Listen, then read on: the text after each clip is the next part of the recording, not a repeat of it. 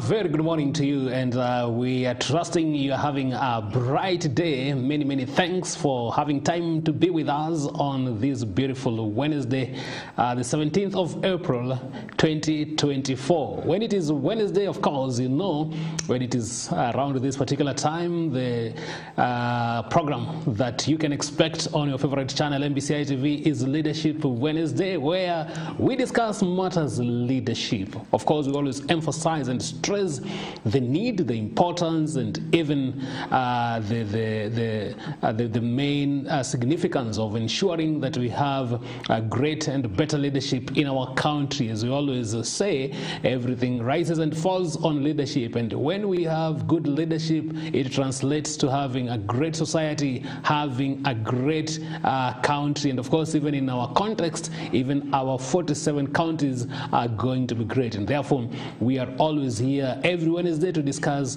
matters to do with the leadership, find out what are some of the challenges that we are having as far as our leadership is concerned, what needs to be done, what are some of the measures that we need to put into place, what are some of the steps that we need to put into place to ensure that we continue to better our leadership every day. And of course, today is another opportunity for us to interact on this particular topic. And of course, just looking at how things have been in the country, the state of the nation in general. Now, quite a number of issues have been happening, and we'll be looking at some of these very key issues that are happening in the country. We're talking about the doctor strike that has now entered almost now 1 month. We're going to talk about the issues to do with the road carnage that we've also witnessed, and we want to find out what is it that maybe the government is doing to ensure that at least we have this particular scourge being dealt with decisively. Of course, we've also seen reports about the turnaround of the economy. We want to find out, are we really seeing the economy really taking a positive turn? And if that is the case, then what does it mean, or what does it pose for the country, and also what does it pose for the government? Those are some of the key issues that we're going to look at in details. And of course, we have a question that we are putting out for you there, and we are asking you, what is your take on how the government is dealing with some critical issues in the country? What is your take? What is your opinion on how the government is dealing with quite a number of critical issues in the country? Of course, the doctor strike is there. What do you think? How do you think? What is your analysis? Okay, if you are to rate the government, how do you think it has performed? How do you think, or what do you think the government has achieved in terms of addressing some of these issues, like the doctor strike that has now persisted for the last almost a month? Of course, we've seen in the recent days the issue of the road carnage, and quite a number of Kenyans have lost their lives, being very sad state of affairs. What do you think, again, the government in particular, maybe also the Ministry of Transport and Roads, what do you think, in your own opinion, has this particular ministry been dealing with? And do you think the way it has been dealing with this particular matter, do you think it has really helped to alleviate the road carnage that we've been seeing? Those are some of the things that we'd like to hear from you. So in general, what do you think, what is your opinion, what is your view on how the government has been dealing with some of these very sensitive, very key matters, very critical issues in the country? And of course, you can be free to share with us, you know, the drill, 23814, 23814 for those interested in the shortcut platform. And of course, we also have we are live on our social media, that is Facebook, MBCI TV, and also YouTube, that is MBCI TV official. We'll be glad to also see what are some of your perspectives on this particular matter, even as we just try to bring our ideas together. I am with my colleague, Bwana Paul Kagi. Good to see you. Yes. As usual on Wednesday, we are here to look at the leadership. Absolutely. Wednesday. And of course, today we are having a very strong and a very unique program. Yes. Whereby we are going to provide a deep insight on various issues to our audience, on especially things which has been going around our country for the last, I think, 1 month. Yeah. We have a lot of issues which has been going around. We want to put more perspective on what is happening within that time. Absolutely. You know, sometimes Kenyans may not be able to follow exactly what is happening, but for such a program, we can be able to bring them on table. The heavy relooking at those matters, and also to be able to help them understand the way the country is going. Exactly. So the State of the Nation is here with us today. Is here with us today. Yes. And just as you've said, Kagi, it's very important, some of these things. And you know, as a country, when we hear some of these very, very major occurrences, this very major events taking place, we are sure that they affect us in one way or another.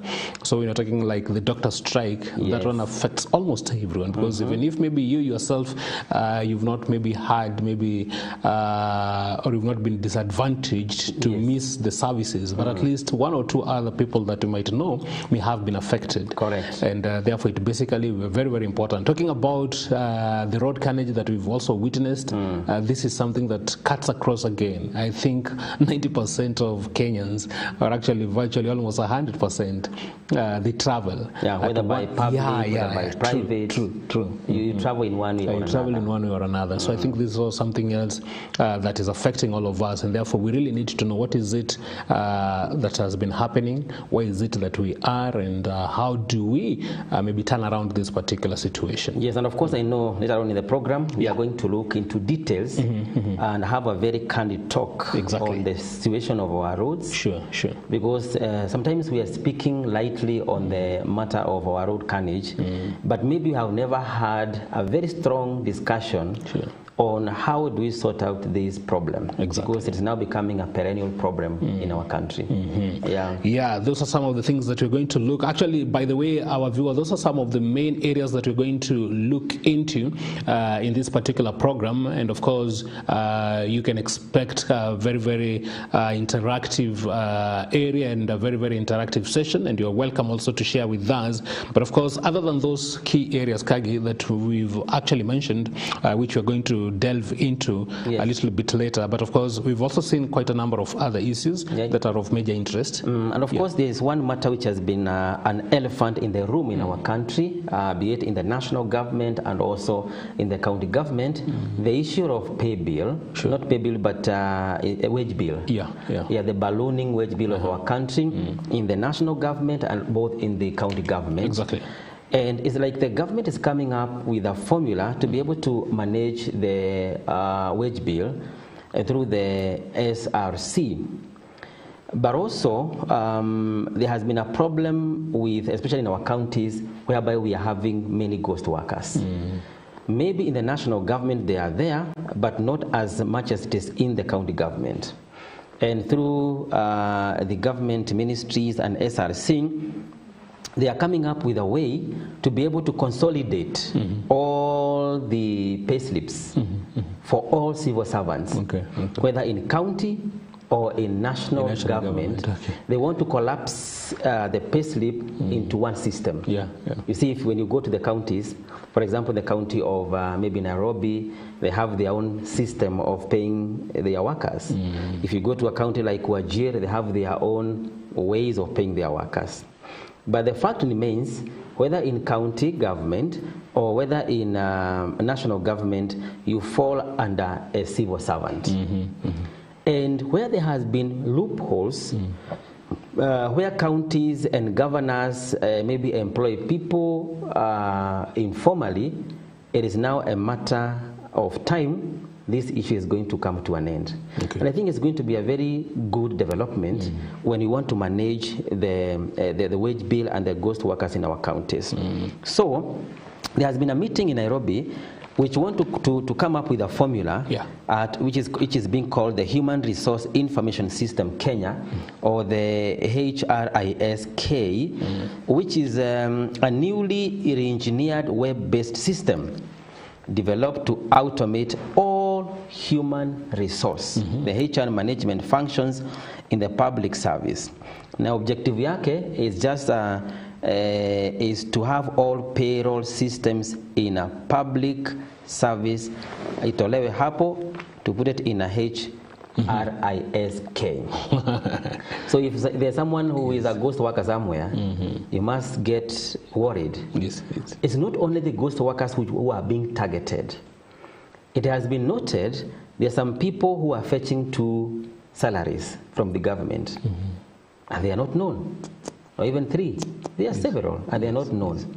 But once the system is being collapsed to 1, there's no way you can be able to fetch 3 salaries. Sure. System is going to detect you. Yeah. So I'm feeling there are some people, even before we get to the system, they are going to withdraw their themselves from other kind of salaries. Exactly. Yeah, I think it's a very interesting and very important development there, Kagi, and I totally agree with you, because it is an area that I think if the Auditor General was, and actually even forensic investigators were to come in, they would basically tell us that I think this is where in our country we've really lost a lot in terms of the resources, financial resources, especially what you're talking about, the issue of ghost workers. It is on record that most of our counties, and also maybe even in the national government, some of the monies that have been paid, you only realize that this money has been going to people really who don't exist. So maybe just a few unscrupulous individuals and personalities have been taking advantage of this, and the money is channeled into their own account in disguise that maybe there are those who are legitimate recipients of these particular monies. So I think it is a move that is very timely. I think it is really going to help us. I also saw, I think it was in the news this week, so I don't know whether it is a few counties, especially in the North Rift, where they were saying that some of the employees are drawing their salaries in the same account. And that was quite perplexing, because you wonder how can this happen? How do you share in a system the same account with a fellow colleague or with a fellow staff, maybe where you are working? So we need to streamline. I think this is an area that really needs to be streamlined to ensure that at least some of these things and some of these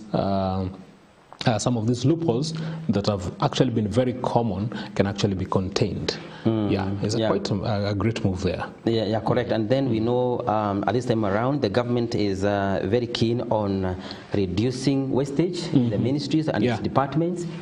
And one of the ways to be able to manage wastage is through the salaries. Sure. Yeah, whereby there's nobody who is drawing 2 or 3 salaries from the government.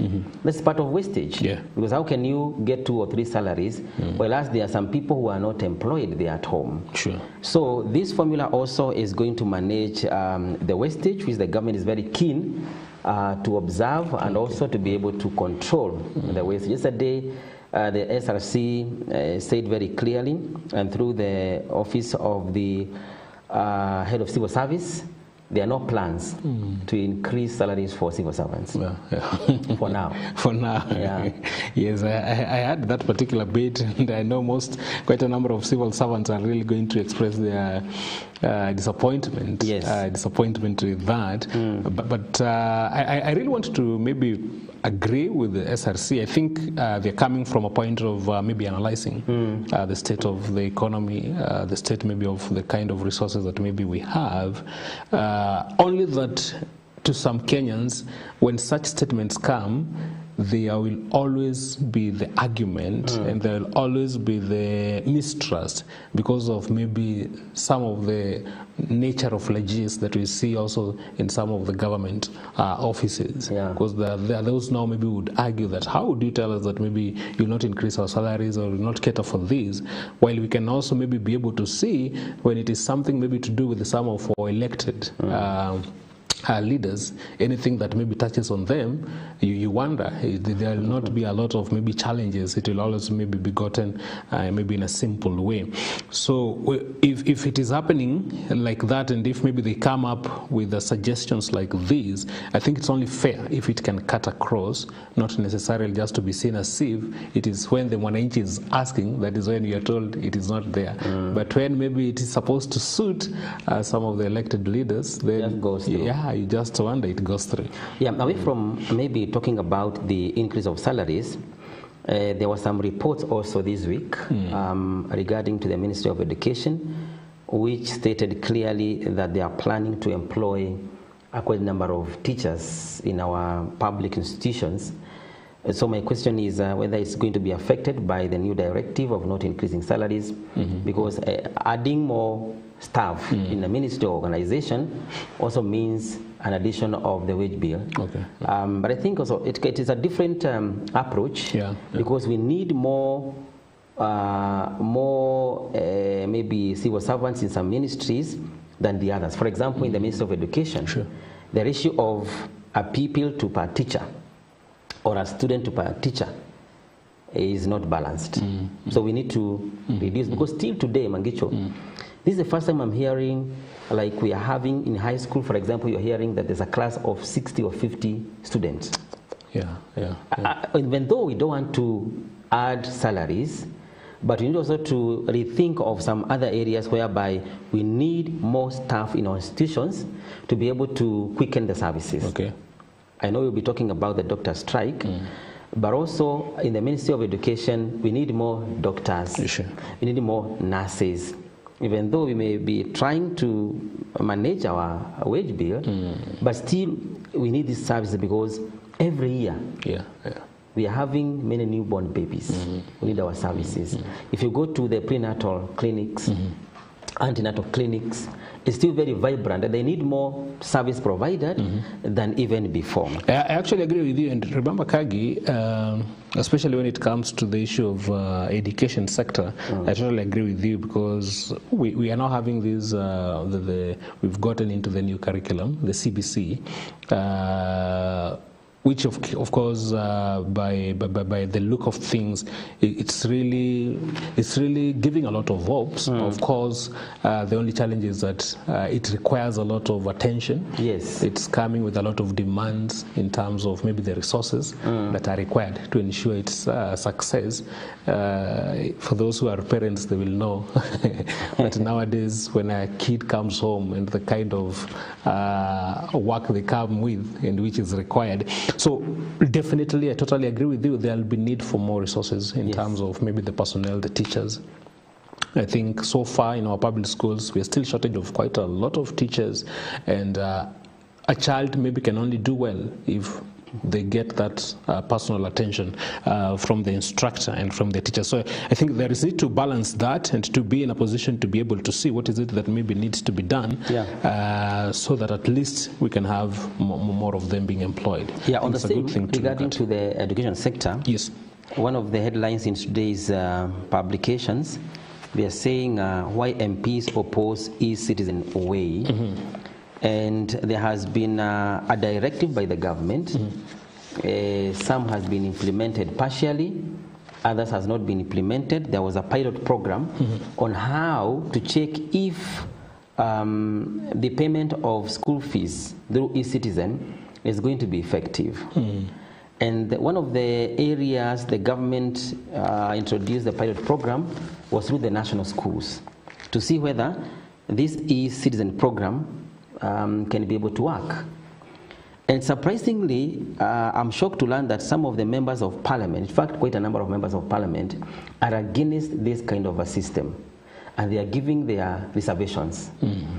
Number one, they are saying there is no way we can prove if the Ministry of Education, or rather the e-citizen program, or rather the KRA, because they are the one to be given mandate to manage the e-citizen, if they are going to be very quick and effective and swift to be able to hand over money to schools when needed. logically. The money is in citizen. The principal needs some money to go and buy some stuff for the school. Sure. How long does that process take? And the argumentation was, already as we are speaking right now, from where they sit, they are saying there is also a problem with the capitation. Okay. If we are having a problem with our capitation, then what proves? Yes. You know, capitation has always been late. As we are speaking right now, I think they have not received the full scale of the capitation for this term and this semester. And they are asking, if we are having a problem with the capitation this year and last year, what proof do we have that we are not going to have the same problem submitting the same money to the schools for the services? Exactly. You see? And therefore, they are raising some very genuine concerns. They are raising some genuine concerns, yes. and you know, this proposal of paying school through e-citizen was already suspended by court. So there are two handles. There is a court order to stop the implementation of the school fees via e-citizen, and also the members of parliament are showing a cold shoulder regarding to the fees payment through the e-citizen way. Wow.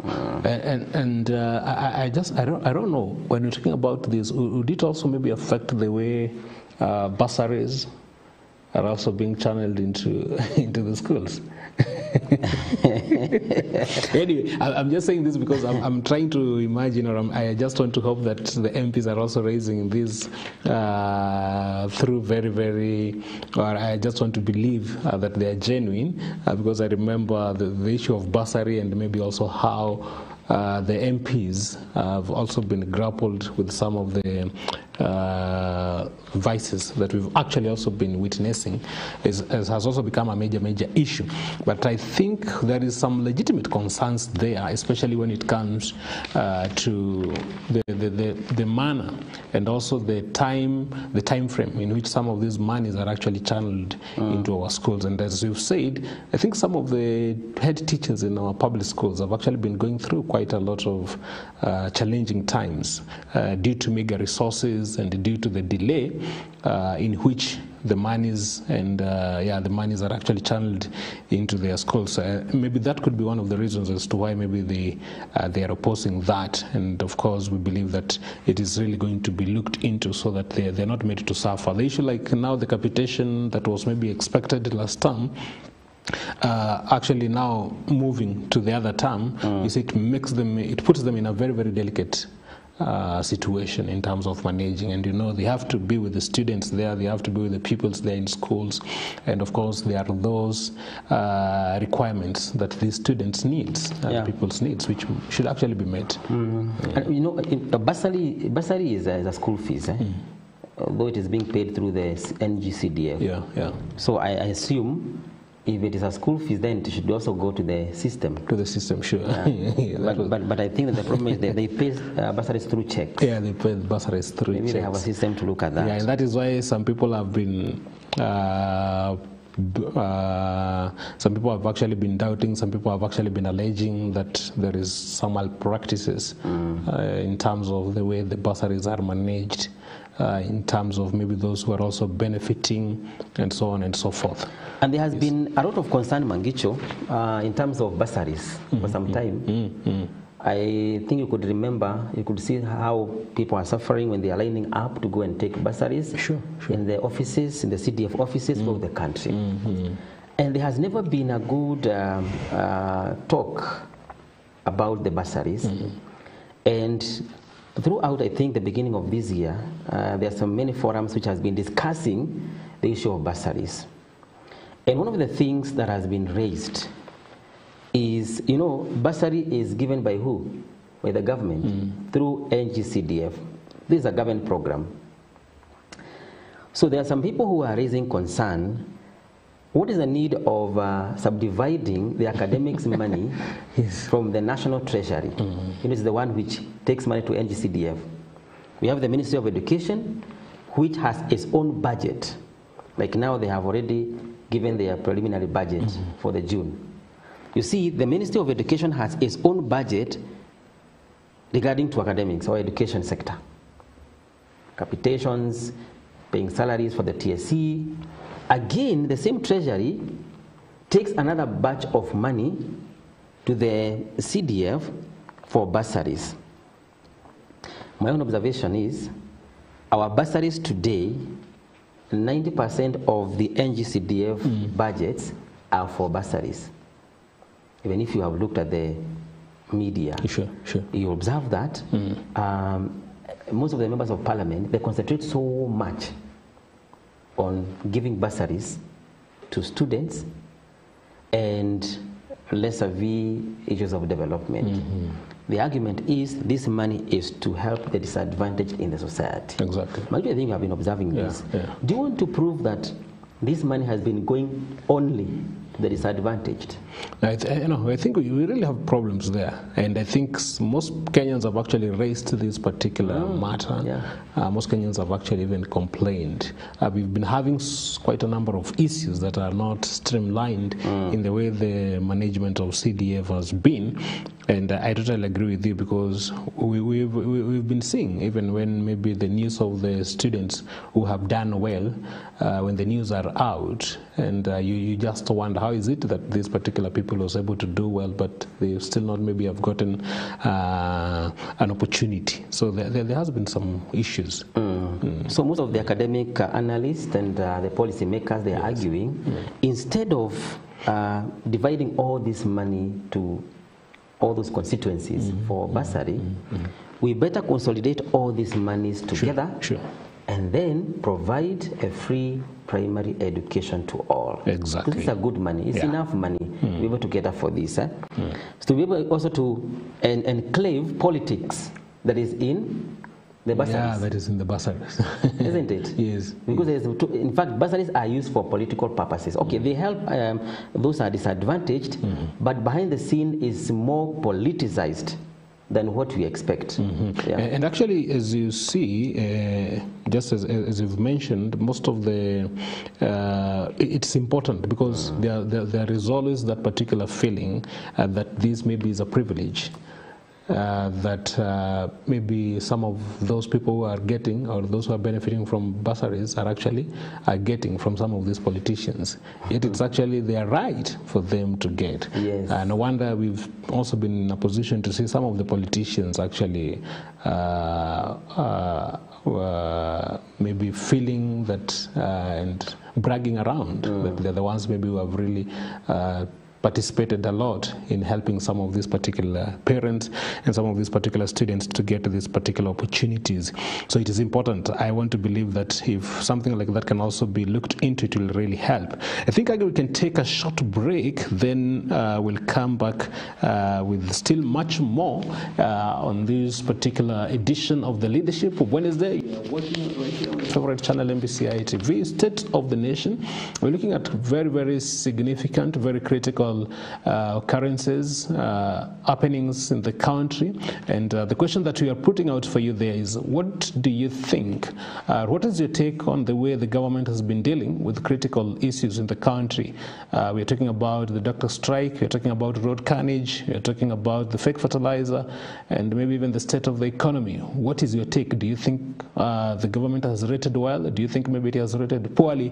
Whatever it is that is your reasoning, maybe you can be in a position to share with us. 23814. Catch us live on our social media pages, MBCI TV for Facebook and MBCI TV official for YouTube. Let's have that short breather as we prepare for much more on the next round.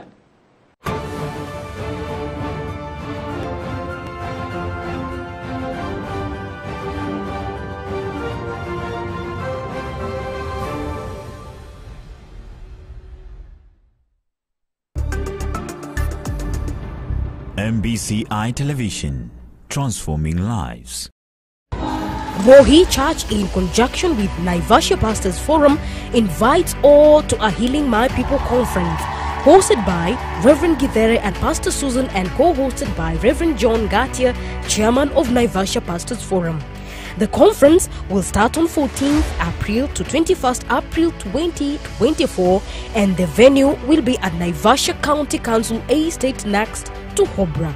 The main guest speaker will be Reverend Jonathan Olesena, Bishop Jimmy Wando, Apostle Othniel Mwambili, Bishop Moses Mbugwa, Dr. Lucy Nganga, Bishop Albert Naitera, Pastor T. Mwangi, among many others. The conference will start with morning glory, mid-morning sessions, lunch hour, and revival meetings. Saturdays will be special covered with workshops for teens, youth, men, and women. The theme verse is Jeremiah 8:21-22. Since my people are crushed, I am crushed. I moan and horror grips me. Is there no balm in Gilead? Is there no physician there? Why then is there no healing for the wound of my people? For more information, you can call 0722 813 178 or 0722 435 150. All are welcome in Jesus' name.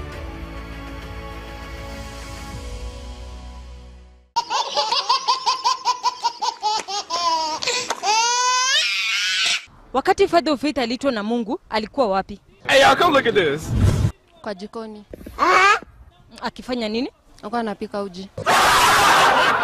Mwacha mila? Wa town. Anawa wa town.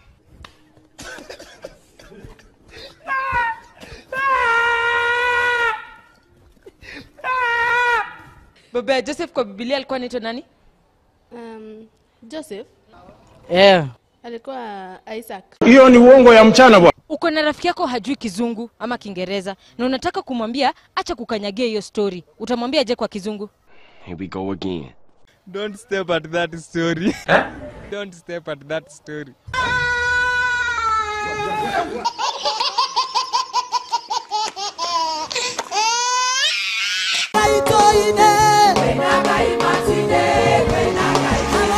Kingdom Seekers Fellowship Nakuru invites you to a Power-Filled Ladies Conference 2024 from the 23rd to the 26th of April, hosted by Reverend Naomi Kemani and Apostle John Kemani William. Know that you have power, my sister, my brother.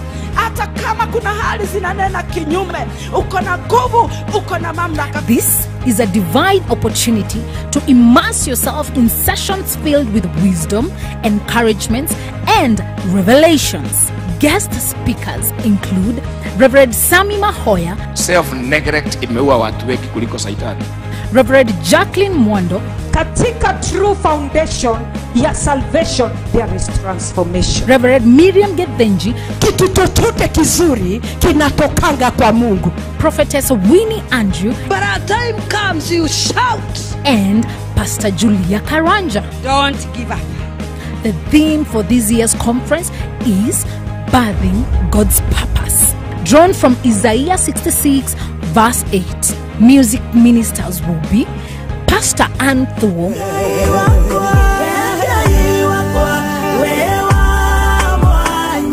and Minister Magidon.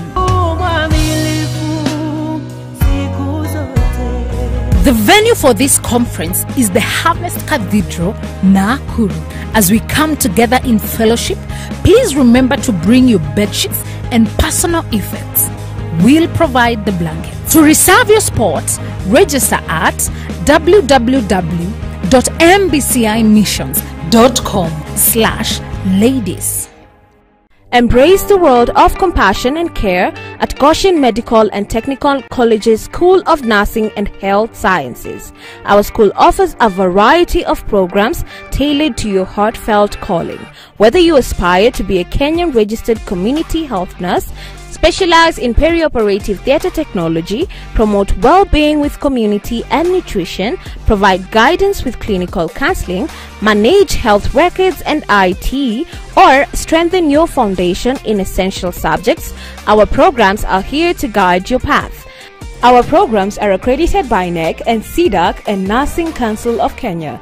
A minimum grade of C- or higher is required for diploma courses, D plain or higher for certificate courses, and D and below for artisan courses. We also offer bridging classes for English, Kiswahili, Biology, Mathematics, chemistry, and physics, allowing you to choose the path that fits your career aspirations.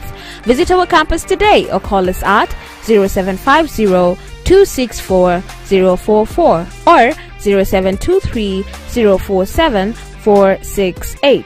For more information, check out our website at www.goshencollege.ac.ke.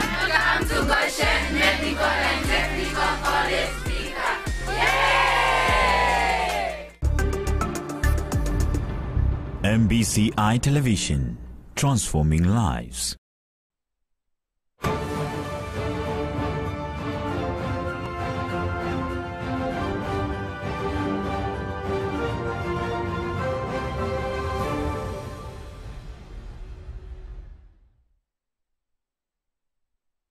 Welcome back. You're still watching us right here on the Leadership Wednesday show. We are discussing matters leadership. In case you're just joining us for the very, very first time, we are grateful and very, very much delighted that you're granting us this very treasured company. Of course, you also have a responsibility. You have a role to play as a Kenyan, as a Mwananchi, in terms of ensuring that the leadership that we have is a leadership that we can be proud of. We want to be proud of our country. We want to be proud of our society. This is a land, this is a country which God entrusted unto us, and of course He has a reason for us to be here. So you and I and everyone else in the country, we all have a role to play to ensure that our leadership is good and our leadership is performing well. And of course, when you have a leadership that is performing well, definitely it translates also to the society having a very, very great place to live in and also maybe to undertake their roles. We are with my colleague Paul Kage, just looking at some of these very, very key issues. Very shortly, we'll be getting into the doctor strike. But just before that, Kage, when you're talking about the matters education, because there is something else that has also arisen. There have been reports, and I think this is something that we've also even been seeing parents complaining, whereby you find learning institutions all of a sudden just asking parents to pay monies that had not actually been maybe budgeted for. The parents had not actually even been informed in an official way, but all of a sudden they just put notice there, they send memos there that these particular monies should be paid for, and you just wonder, how is that possible? How does it happen? Like I'm being informed of a particular university in the country whereby they have asked students to pay some money on top of the actual school fees figure. Yes, and it's quite a lot of money, and I think it is very, very wrong. I also heard, and I think this actually even got into the attention of the government, and the government actually warned some of the head teachers who are actually engaging in this to cease that kind of behavior, whereby you just find out they're asking parents to pay this fee, to pay this another levy here and there, and this is quite unfortunate. Yeah, and of course the Ministry of Education is very clear on this. No principal is supposed to increase any school fees. And that one they are not. What is happening, they have to look for a way to survive. And they know how to do it better. And sometimes I really suspect whether they are all doing this without the knowledge of the Ministry of Education. By the way, I think I'm really I think that is something most people are suspicious. Yes. And it's like maybe one of the parties is speaking from both sides. Because just like you're saying, people are wondering, where do some of these principals get that confidence? Exactly. Yeah, that authority to do what they are doing. If they really know that some action can actually be taken against them. For example, if you go to high schools, the high schools, the increment they are doing right now, number one, there's school fees which you are paying from the government structure. Number two, they have introduced what they are calling the tuition fee in high schools. Yes. And in fact, they are doing it very procedural, whereby parents are called for a meeting. And then after the meeting, you are told now, because of blah, blah, blah, blah, you are introduced to a new figure, which you may not be able to object It's very difficult to object because how do you even object alone? And so you can't. So you're given a tuition fee, yes. And the average they are giving this per term, 3,000 shillings.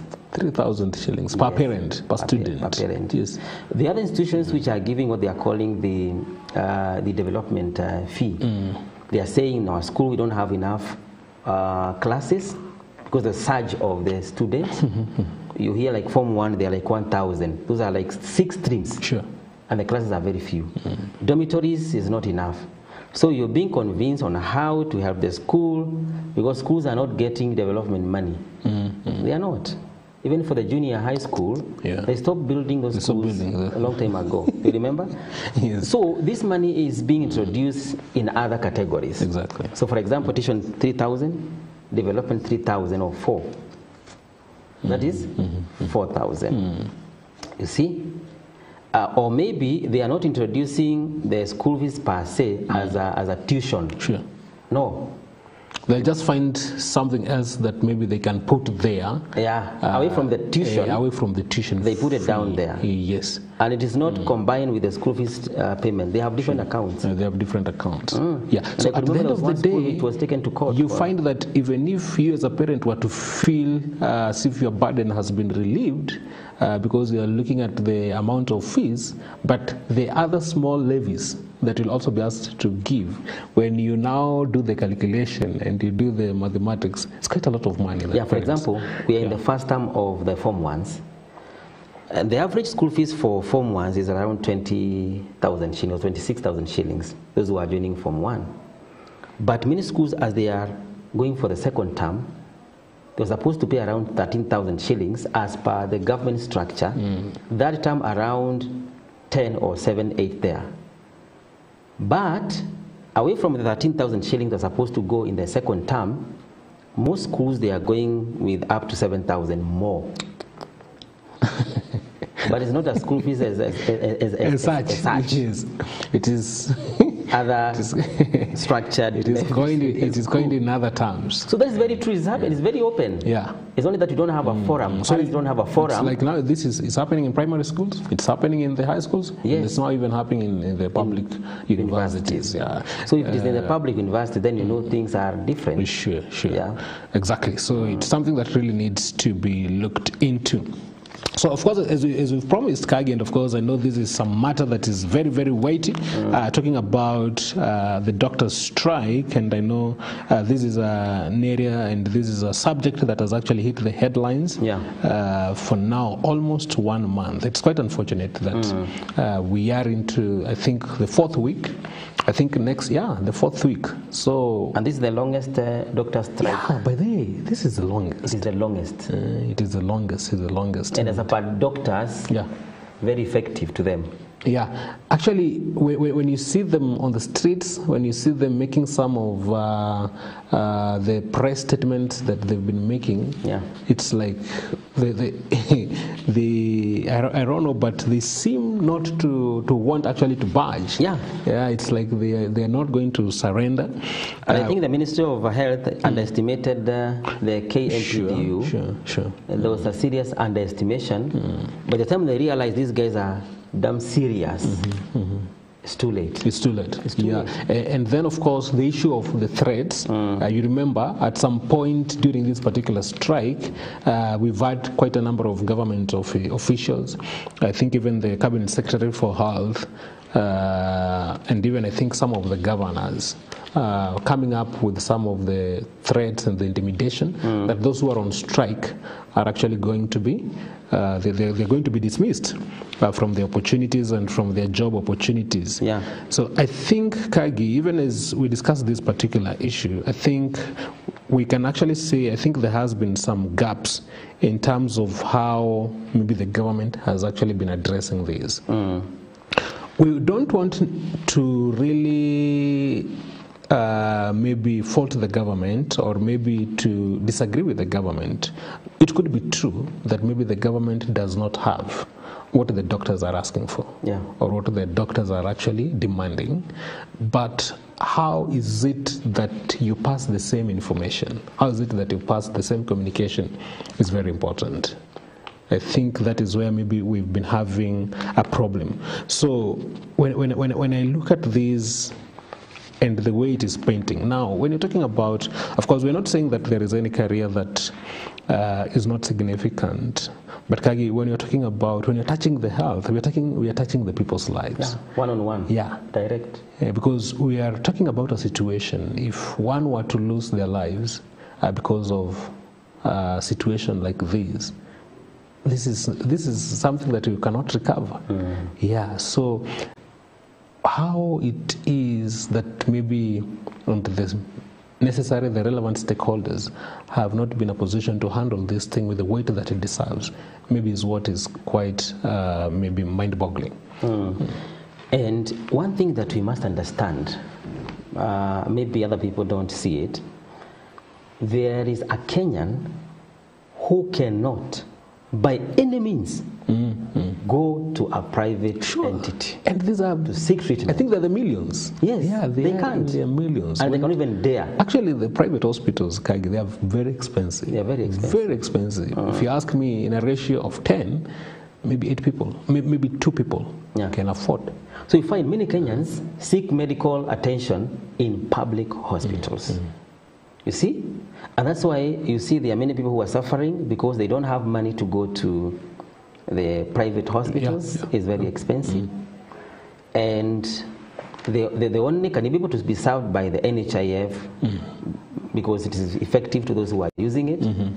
But allowing this thing to escalate into the 4th week is very, very, very, very, very unfortunate. Actually, Kagi, if what we are talking about and if the report from this particular paper was to go by, if this particular statement is true, then it's quite unfortunate because they are saying hospital mortuaries across the country report increase in number of bodies. Yes. Yeah. So you can imagine. So definitely, why would that be happening? It's maybe because those maybe who are in hospitals are not attended to. You know, doctors play a very, very significant role. Once maybe you are diagnosed, the nurse maybe recommends that you are seen by this particular doctor so that maybe you can be offered the treatment. You can just imagine that doctor is not there to offer you that treatment. You're desperate there. Yeah, desperate there. There's nothing you can do. You are sick. One of the things that need to be talked about is a CBA. I could read what the chair of the Council of Governors, Anno Iguru, said yesterday, that if the national government agrees to implement off the doctor's CBA, it would have a ripple effect on civil servants, basic salary, and will require additional allocation of resources to be able to carry out this task. You see, it reminds me of there was a time when there was a perennial teacher strike some years back. And the issue of CBA arose a lot. They kept on striking because they were demanding the implementation of their CBA. The same thing is repeating itself here. But they managed to contain teachers and agree on how to implement the CBA. Personally, I believe what the Ministry of Education or the government should do is to sit down with the doctors and agree on how to implement the CBA, because CBA means it was implemented. It was agreed upon. They look for ways to be able to maybe implement the CBA in phases. For teachers, they have been doing it in phases. And it really worked very well. And it's quite, and I think that is very, very important, Kagi, as you're saying.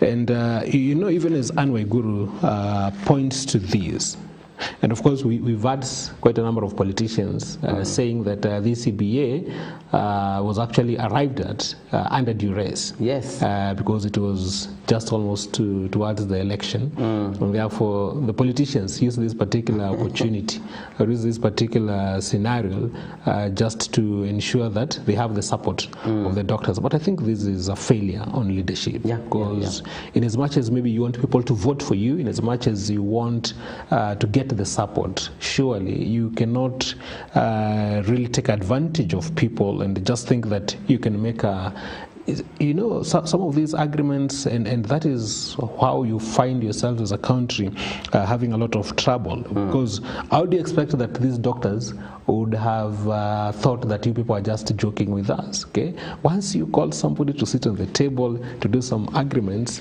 people are bound by that particular agreement. You cannot now come again and tell people that no, if you are to implement that one, it's really going to affect us, it is really going to make us to lose, it is really going to put the country in a very delicate in a very delicate situation. Because how do you expect these doctors to actually understand that? I think that was quite a negative move, and that was quite an unfortunate happening and occurrence, especially in terms of those who are actually in their roles as leaders during that particular time. There's been a serious pressure towards the health CS Nakhumicha, Susan Nakhumicha, to resign from many quarters. Yesterday there was a team which is calling itself the Women Members of Parliament. They were pushing for his resignation because of the way she is handling the health sector. But as we push for her resignation from those quarters, one thing I'm asking myself, the person who was assigned a senior role to handle Dr. Strike is none other than the head of civil service, Mr. Felix Koskei. Yeah. You see? So as I don't understand why, okay, she's the one who is in charge of the ministry, but the person who was given a role to be able to manage the situation was the head of civil service. I don't understand why the politicians and civil societies are not pointing out finger to the president's ambassador or special attaché towards the health sector. It was and it is true, Kagi, what you're saying. Yeah, because I totally believe when it comes to an issue like this, it is not a one individual. It's not a one-man show, such that we really don't want we don't want to imagine that it is Nakhumicha who has refused to pay doctors, or maybe to look into the affairs, or maybe to look into the plight of doctors. That one I totally concur. Maybe the only challenge, just like we've pointed out about Nakhumicha, maybe is the approach. I totally believe maybe the approach, that is maybe what has really made her not to be seen in a good way, or in a good way. Because of maybe the way she has been responding. You see, the moment you now you come with those issues of we will fire you, we will dismiss you, that one point, it really means a lot, because now people will think that you're not sensitive to the issues. But I totally agree with you. There is the need not necessarily to look at Nakhumicha alone. Felix Koskei is there. The Ministry of Treasury is there. Which is very key now, because they're talking about finances. We're talking about finance. The Ministry of Labor. Florence Bore. I've also not. They are all there. Yeah, they are all there. And where is I have not heard the voice of Kotu. And Kotu, no, I saw him. He's also having his own challenges. It's like he's also now going through a lot. But I think it was in one of the programs, in one of the TV stations in the country the other day, and I heard him say that this is an issue that I think Kotu is also raising with the government, with the president, and according to him, it is that maybe they have made some behind the suggestions behind the scenes efforts to ensure that the president looks at this. But talking about that, I think finally we had the president come out and talk about the doctor strike, because he had been silent, I think, for the first 2 weeks. I think it is in the third week, almost the fourth week, that he talked. And he urged doctors. His statement was that as a country, we should be able to live within our means. Right. We should be able to live within our means. So as far as the president is concerned, what the doctors are asking for is beyond what the government can actually give. It's beyond what the government can actually offer. How accurate that information is, Kagi, how true that information is, maybe subject to the economic, maybe pundits, the economic, maybe strategists, to be in a position to tell us. Because I know, even as we say that, again, people will ask themselves the other questions that we've already talked about. Yeah, we need to relook at this matter seriously, because number one, we have very few human resource in our hospitals, especially doctors. And Mangicho is unfortunate that those people we are educating in our country to assist in our health sector, doctors, nurses, whoever, they are looking for better opportunities in foreign countries. You're right. Because our doctors, most of them, when they are done with the academics, they fly and go to work in other countries in the world. Yeah. You know, this one is indirectly or directly affecting our health sector. Because those people who would have come on board to assist us, they are going to assist other countries there. And therefore, there is a need to be able to relook at this matter seriously, to be able to improve on our health sector. Otherwise, we have many hospitals, good hospitals with good infrastructure, everything, but we lack good and reliable personnel to handle this matter. Sure. So, we should look for a way to be able to attract our doctors within our own hospitals. Because if we don't do that, we are going to lose all of them. Exactly. Some who are in the hospitals, they are going to seek other services or employment in abroad, and they are going to be taken. Sure. You see? Yeah, so I totally agree with you, Kagi. So I think as far as this particular area is concerned, let the relevant stakeholders do what they actually need to do. The grandstanding will not help. Let people meet, because if people don't meet and discuss issues, let people be flexible. Even when they are maybe looking into this issue, because at the end of the day, it won't do good for us as a country. It will not really help us as a country. Let the government see what is it that maybe it can do, because at the end of the day, Kenyans are looking up to the government. Okay, and when Kenyans were electing this particular government, they had the confidence that it would deal with every situation. Now that these doctors have said they are not going to return, so what are you going to do? Because me, I don't think, Kagi, and I totally don't agree. I really don't feel that it is logic when people begin to say that let's fire them and employ others. It's not logic. Even those who are going to employ, they are going to also to bring you the same challenge. Right. Yes. So it's very important. There's an issue that really troubles me when it comes to the issue of health sector. One, it is a devolved function. Maybe one of the major problems that we are experiencing is because these doctors are torn between the county government and the national government. And there's a need to make a decision whether the health sector, through the civil servants and everything, to be devolved 100%. If you go to hear the chair of the Council of Governors, she is proposing that this matter should be addressed to individual counties.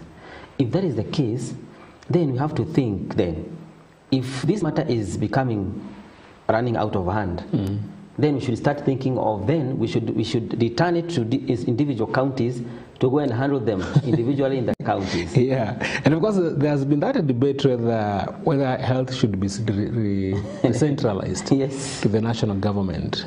Yeah, because I think, it is one of the, there are those who think, and there are those who are of the view that health, just like education, should be under the national government. Because they think that the way the county governments have been dealing with some of the health issues has not actually been very, very encouraging.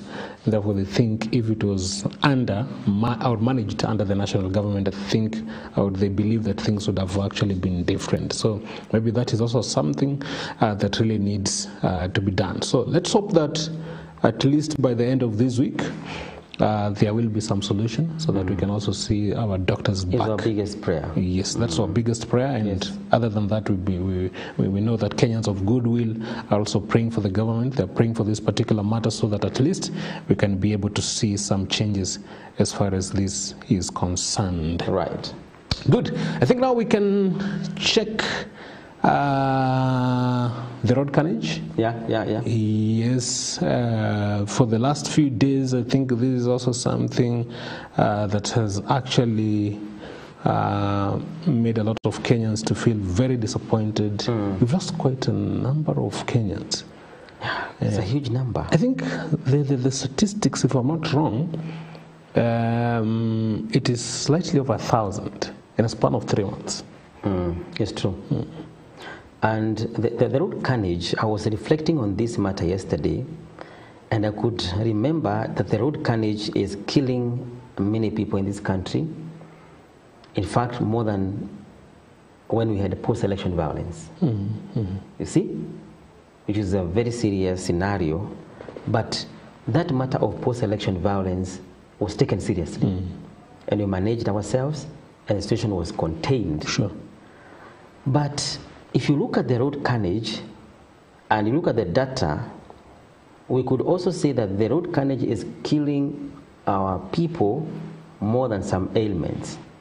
For example, there are diseases like cancer. If you look at that data, road carnage is killing more people than the way cancer is doing in our nation. But you see, you have put a lot of weight on managing and treating cancer. Other diseases like high blood pressure, diabetes, they are killing more people, and people are very scared about them. But people have not, we have not, because as a country is our problem, we have not seriously looked at this matter of road carnage. If we could make it to become a serious national conversation. Sure. For example, Mangicho, we're having a problem with the illicit brews or alcohol or drinking in our country, particularly in the Mount Kenya region. And you see how that matter has really caught the attention of the top management of the nation. Yes. Both the CEO and the deputy CEO of the nation. Yes. It has really caught the attention. Sure. And they are moving in to be able to contain the situation. Yes. And if you could move around, you could see the effects of the way that matter has been taken seriously by the top management of the country. The same case would have considered looking for ways beyond all means on how to manage our roads. Because if you don't do that, like yesterday there was a funeral in Molo. Yeah. Yes. The family that lost 7 members. 7 members of one yes, family. You can imagine. I think that was the most painful situation to anybody who attended that funeral. And if you could be able to follow that story in the press, in social media, is a very touching story. Even and actually even the speakers who were in that function, in that funeral, are being led by the governor, Her Excellency Susan Kehika. If actually I can actually quote her, she was saying that we are not even sure how we condole you, whether it's really going even to help you, because we know the pain of losing one member or one person. We understand the weight of losing one person. Now you are telling us 7 people. What do we even tell you? Yes. Just points to the weight of that kind of a situation. And you see, the problem is when that situation comes, it's just like a passing cloud. Yes, it is. But how do we look for a way to be able not to reverse the same thing to be able to happen again? That is where now the problem is. Yeah, because Kagi, it is not the first time in our country. I think when you're talking about road carnage, accidents, this is something that has been with us for a very, very, very long time. Yes. Year plus another year, after another year, after another year. This is what we've been seeing. So, yes, I totally agree with you. Maybe the weight that this thing really needs to be looked with maybe has not yet been given. Maybe it is high time that now a national conversation. When we have things that are happening, issues that are happening, and then you're told, let the government declare this a national disaster. Yeah. I think because just to support what you're saying, if maybe you're even to go out and maybe even go to the road, yes, you'll wonder that some of the mistakes that Kenyans are committing, and which now lead to some of these accidents, you'll still find Kenyans repeating the same. Repeating the same, and you're wondering, how is it that we cannot really see? Is it that people no longer maybe take their lives seriously? Because as we've seen and as we've been told, Kagi, a great percentage of the accidents that are occurring is because of human error. Yes, very true. Human error. Speeding, overloading, yes. And today we are in a very serious era, Mangicho, whereby you can just you can just park your matatu in a stage. As the people are loading in, you move to the next shop and pick a liquor, and you take it comfortably and come back and drive people. Or maybe you have your personal vehicle and you are carrying passengers, your family, or maybe members of your workstations, and you stop somewhere in the center. You think that you are going for a short call. And then your short call, you just know where you're going to stop, you go into the next shop, then you take some liquor there. So there is a lot of problems that are surrounding the same situation. And you see, even the National Assembly, which really very quick, the committee for the transport, if, for example, the issue of the fertilizer, the issue of everything, you see the members of parliament are very quick to summon. You're right. Those people who are responsible in their docket. In their dockets, yeah. Agriculture, the interior is there, and the PS. Housing, levy, you have to come and explain. Yesterday, the PS for, I think, basic education, not basic, but higher education was called by the Committee for Education to explain on the e-citizen school payment. But you have not seen members of parliament putting to task those who are responsible in the Ministry of Transport and NTSA to come and explain to the committee, then the committee give a direction, what is not happening here.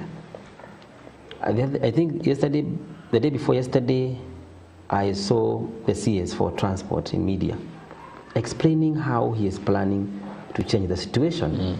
But we need him to come to the lawmakers and commit himself on what government is going to do to arrest the situation. Sure. The NTSA is just silent. And the ones who have been brought on board to be able to help us. But the most challenging thing, Mangicho, is that we think all accidents are caused by matatus. Exactly. Which is not correct. Yeah. Every 4-wheeled, 10-wheeled, 24-wheeled, 2-wheeled locomotive need to be put into task. Whether it is a motorcycle, it is a private vehicle, it is a public PSU vehicle, and trucks, mostly trucks. And last time I said, I have done a small research, and 90% of our accidents, Mangicho, there must be a truck involved around. Sure. I totally agree with you. And if you ask me, by the way, I would really want to see a situation, if I was asked, the issue of trucks, Kagi, has actually become a major menace. But you see, when now it comes to an accident, the only person that we follow, the matatu. Yeah. But no one talks about the trucks. No one talks about the trucks. We have seen trucks losing brakes. No one talks about it. We have seen them losing control. No one talks about it. We have seen them overtaking anyhowly. No one talks about it. But I don't know why there must be a truck involved. And you see, and I think even in our previous discussions, because we've talked about this particular issue of accident. In fact, we're talking about it again because of the weight. Because one of the things that I think has also been affecting so many of our drivers is the issue of fatigue. And you'll find that maybe some of these trucks, they only have one driver, okay? Which to me, I think it's very dangerous. Because when you talk about a situation whereby someone is driving Kagi all the way from Mombasa up to Kigali, Rwanda, and he is alone in that truck. Yes, and he's been given days that he's supposed to be there to come back. Maybe due to the pressure to ensure that maybe they arrive on time, and then they come back. And of course, with all the issues that they'll have to get on roads.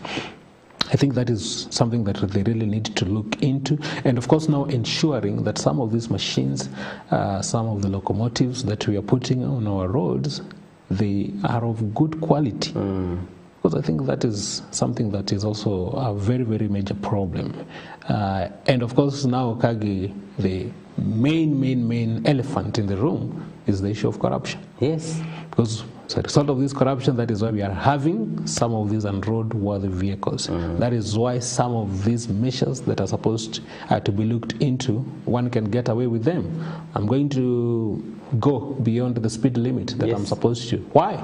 I'm going to meet that traffic police officer. I'm going to give him 50 shillings, 100 shillings. I'm going to overspeed? Yes.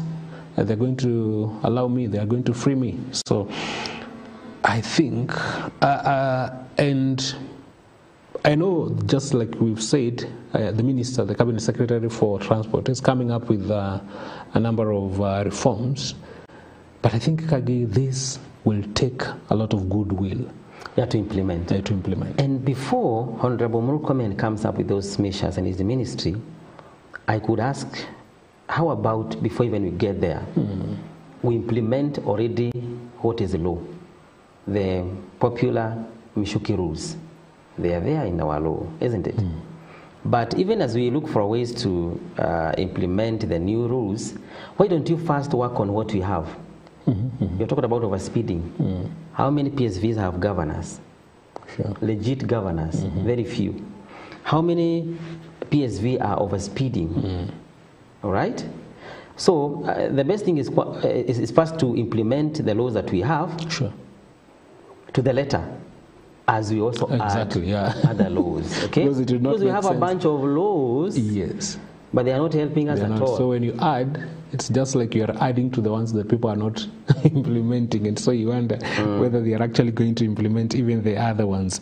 So I think that is a very, very important area that needs to be looked into. Yes. We are looking forward, but I think we can take this opportunity, Kagi. Let's urge our people to ensure, because this is now much more of also what we are supposed to do as a society. Just one point, Mangicho.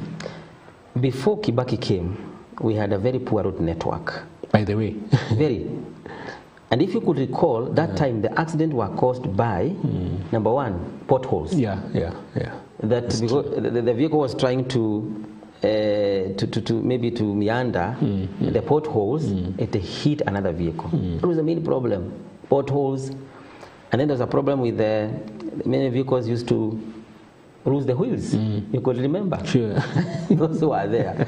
And therefore, we thought our main problem is road network. Because we dealt with our roads. Most people would believe that most of the places that you go, our roads are looking very good. Very good. Now the problem. Now we have good roads in the country. If you move around the country, Mangicho, we have good roads, very swift ones. Whereby you cannot. It's very rare for you to be able to find potholes, especially for the main highways. There are no potholes. I don't know who, the other day somebody said that the accident are caused by the good roads again. You could remember that? It was still quoted to the cabinet secretary. It's because of the good road network. So I don't know where now we fall. Do you go back to poor road network? Poor roads, or what do you do? I think it's just a matter of, let's have a mindset. Let's have a mindset. It's upon Kenyans to be very serious, to be very critical, to actually know that this is their own life. In as much as the government has its part to do, and of course we know the government will do its part, or we want to hope that the government will do what that is supposed to actually to do, but I think it is equally very important when you're talking about road discipline, because some of these laws, Kagi, that the government will want to come up with, I bet it will be very challenging, because you cannot police every Kenyan. You can't. Who is going to do that? Are they going to employ every person? So some of these things, and even talk about NTSA officials, you'll hear them, or you'll hear that there is a crackdown that has been conducted, maybe for 1 week. Then the next crackdown you'll hear is after 1 month. So people will still go back to what they've been doing. I think the issue of road carnage and road indiscipline is very common globally. If you follow many countries, they have really put a lot of budget in managing their roads. If you go to developed countries in Asia, in Europe, all over, they have really invested heavily on managing road users. So you find every road has a camera connected to your car, so that if you mess around with the acts, road rules, it is going to report you. Then in the next stop, you are going to be waited by the police and you are going to be arrested. Sure. So I think also another way we can be able to handle that, Mangicho, we can start with major roads. We put some improvised and advanced cameras to manage our roads, because once the road users knows that they are being followed, they are going to a little bit become more serious. Whereby you can see a camera, it can capture you when you're overspeeding, when you're overlapping. It reports in the main data. And then you are called or maybe you are arrested, people are going to be more careful. Absolutely. Yeah.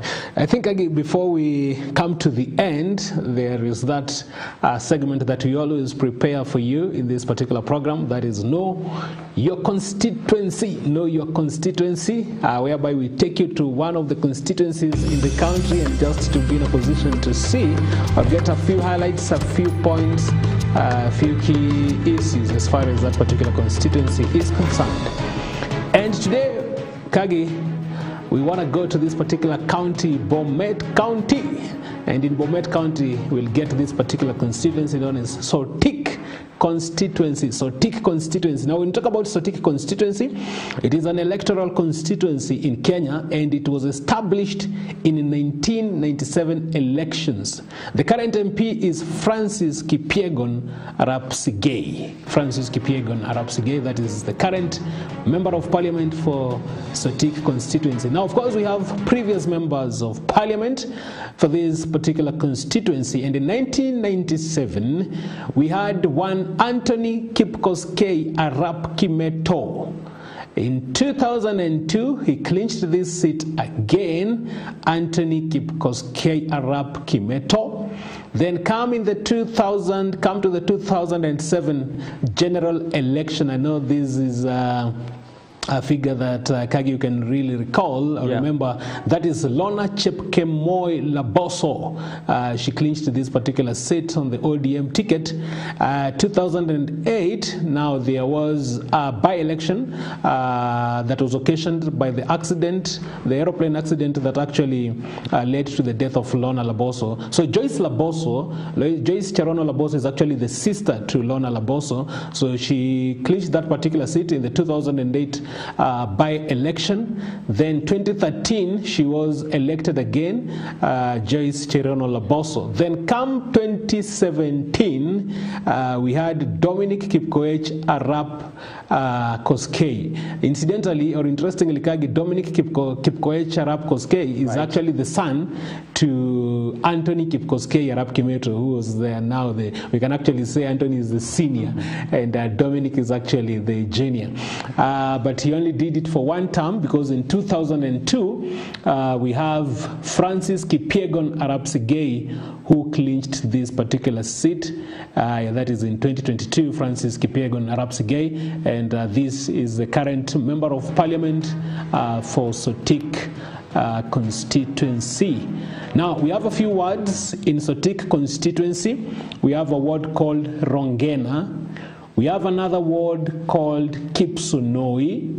We have another word called Chemagei. We have another word there called Kapletundo. And we have another word called Danai Abosi. Those are the words that you find in Sotik constituency. And the main economic activity there is tea and maize farming. Tea and maize farming, those are the main economic activities that you find in Sotik. Right, and I love that area because of the tea. It is one of the major economic activity in that region. And one thing you could see through that analysis of the Sotik constituency is that the people from that area seem to trust. Sure. Once you are a leader, they seem to trust members from that family. You've talked about... Exactly. By the way, the first member of parliament, yes, Anthony Kimeto, who actually did for 2 terms. Yeah. And then we see the son being elected in later 2017. Yes. Seems they have a trust in that, in those families. Again, the family of the Labosos. Laboso, yeah. The Lona Laboso, who was the first member of parliament that time. Sure. As you likely said, who died alongside with other members of parliament, It was quite through a plane crash. Disastrous. I think few months after election. Yeah, after the election. Yeah, it was very unfortunate. It really hit the country, and I'm trying to imagine that the members of the Wananchi, the citizens, the electorate of Sotik, it's like they had really had a lot of hopes in Lona Laboso. Exactly. She was a distinguished, I think she was an educationist, a lecturer, I think, before she ventured into politics. If I'm not very wrong, she was a lecturer at Egerton University. I think she had a lot of hopes for Sotik, and so that particular accident and the death, it really dealt them a great blow. Again, they took the sister? Yeah, they took the sister. She did Joyce Laboso? Yeah. In 2008. Also did very well in that. I think, again, maybe the party dynamics is also maybe a very major, a very major issue, because you see, like, 1997, of course, Kimeto there maybe doing with Kanu. I think come 2007, you remember the ODM wave? Yes, that time. Was, it really swept that area. Swept that particular area and the larger North Rift. But Joyce really did very well in Parliament. Yeah, by the way. She did very well. One time she was a deputy speaker. Yeah, deputy speaker. Yes. Very vocal. Very vocal. Very vocal. And even in terms of pushing the government of the day agenda, and the party agenda that time. Sure. It was very vocal. She was very vocal. And it really bear good fruits for her. And that really, she because you could see, even when she passed away and the way leaders across the divide, you could see that this was a person who was loved in both camps. And she became a governor. And she became a governor, yes. So I think she was a very great pillar there, just as you've said. So I think it is a constituency that I think leaders who are there, they really must also be in a position to show that you are worth the votes that you've been given. Maybe and the last. If you don't work for the Wananchi, you're not given an opportunity. Maybe the last point under Sotik, they seem also to have trust for women leaders. Yeah, by the way. Right? And I think this is quite positive, especially maybe for some of the communities in Kenya, whereby maybe we've known or maybe we've seen men maybe dominating for so long. When we see women being elected, I think it points very well. All right. That's very well. And I think for now, we can have the leadership quote for today. Let's see what it says. This is a quote by one Harvey Mackey. Now, Harvey Mackey says, Kagi, if you have integrity, nothing else matters. And Harvey Mackey also says, if you don't have integrity, nothing else matters. It is striking a balance there. So if you have integrity, nothing else matters. If you don't have integrity, nothing else matters. I want to take the last one. If you don't have integrity, nothing else matters. Yes. Someone who doesn't have integrity doesn't care. For example, the issue of fertilizer. Okay. The people who did it in fertilizer, giving us fake fertilizers, nothing else matters. Whether the country is going to experience food insecurity, farmers are getting losses because of buying unqualified fertilizers. Sure. To them, nothing else matters. Nothing else matters. So long as I'm getting my money. You see? Exactly, that is very good. And if you have integrity, nothing else matters. It's like integrity is the center of everything. Right. I mean, if you can pay attention to integrity, then it's like all these other things, they're going to come through. it's going to be very simple. And I think that is the main problem that you are grappling again, with. someone who has integrity, nothing else matters. Is that, for example, if you're in integrity, you're not bothered about what people are doing. Maybe they are stealing, or maybe they are abusing office. Sure. Doesn't bother you. Your line is on integrity. Nothing else matters. Very well. That is awesome. I think Kagi, my director, is telling me we are pressed for time. We've got to bring it to a stop for today. But we are hopeful that these very, very vital issues are going to be given the attention and the weight they deserve, so that we can be able to see our country really doing some good progress. Right, we are all Kenyans, and this is our nation. We love our country, and hoping for all the best and praying for the goodness of our nation. Sure. The nation is good, everybody is happy. Right? Absolutely, and that is where we will bring it to a close for today. We are very grateful that you've granted us your company and also contributed and participated and also showed a lot of interest in ensuring that we get things right as far as leadership is concerned. On behalf of the entire team making this a success for today, my name is Mangicho Mola. Enjoy the rest of your viewing. Yes, thank you for watching our program today. I'm wishing you a blessed Wednesday ahead. My name is Paul Kagi.